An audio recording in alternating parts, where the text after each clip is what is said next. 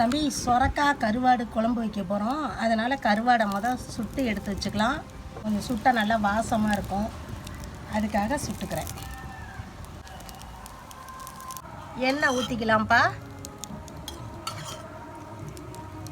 ஒரு 2-3 ஸ்பூன் எண்ணெய் ஊற்றிக்கிறேன். வெந்தயம் பொடி நுணுக்கி வச்சுருக்கேன், வெந்தய பொடி போட்டுக்கலாம்.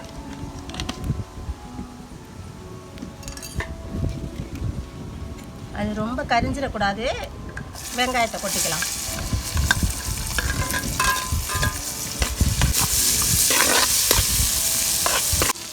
கருவேப்பிலை கொஞ்சம் போட்டுக்கலாம்.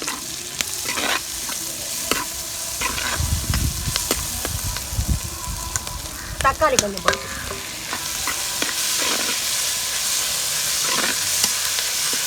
வெங்காயம் தக்காளி வணங்குறதுக்குள்ள இந்த கருவாடை கொஞ்சம் சுத்தம் பண்ணிக்கலாம்ப்பா.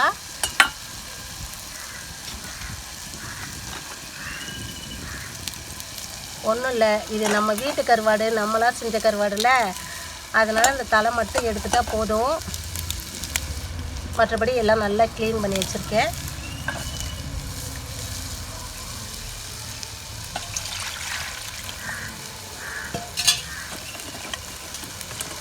வெங்காயம் தக்காளி வணங்கணும். வணங்க வர்றது இந்த கருவாடுக்கு ஊறட்டும். வெங்காயம் தக்காளி வணங்குறதுக்கு கொஞ்சம் மஞ்சத்தூள் போட்டுக்கலாம். லைட்டாக உப்பு போட்டுக்கலாம். போட்டு நல்லா வணக்கிக்கலாம். தக்காளி வணங்கிருச்சு. இந்த சொரக்காவும் அதோட கொட்டி நல்லா வணக்கிக்கலாம்.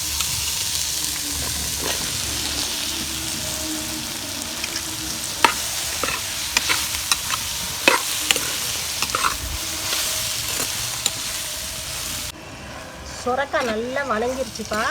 இப்போ கருவாடு போட்டு இன்னும் கொஞ்சம் நேரம் நல்லா வணக்கணும். வணங்கினதுக்கப்புறம் குழம்பு கூட்டி வச்சுக்கலாம். இந்த கருவாடு எடுத்து போடுறேன். தண்ணியில் ஊற வச்சுருந்தோம்ல, கருவாடை எடுத்து போட்டுக்கலாம்.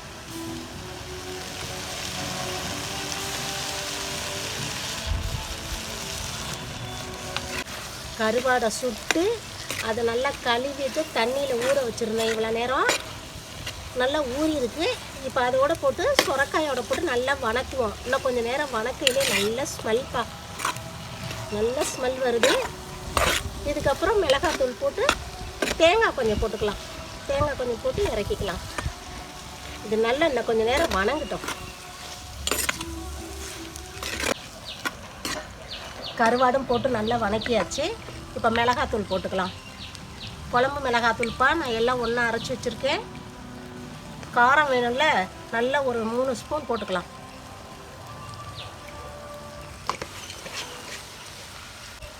மஞ்சத்தூள் கொஞ்சம் போட்டுக்கலாம்.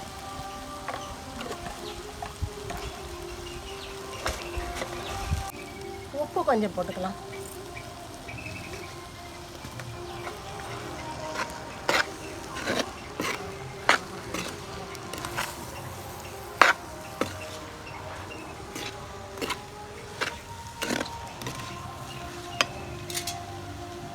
தண்ணி கொஞ்சம் ஊற்றி கொதிக்கிட்டு வருங்க.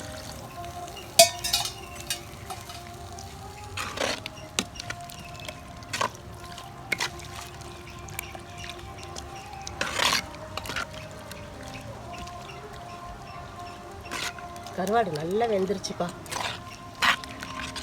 சுட்டு போடவும் ரொம்ப சீக்கிரம் வெந்துருச்சுப்பா. புளி கொஞ்சம் கரைச்சினதை ஊற்றிக்கலாம்ப்பா.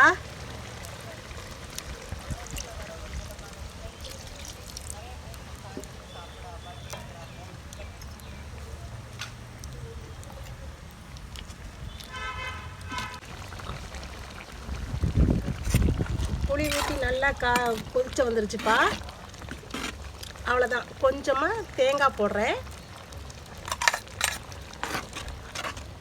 தேங்காய் போட்டால் ஒரு டேஸ்ட் இருக்கும், அதனால் தேங்காய் போடுறேன்.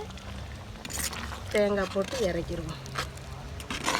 இன்னும் ஒரு 5 நிமிஷம் கொதிக்கட்டும்.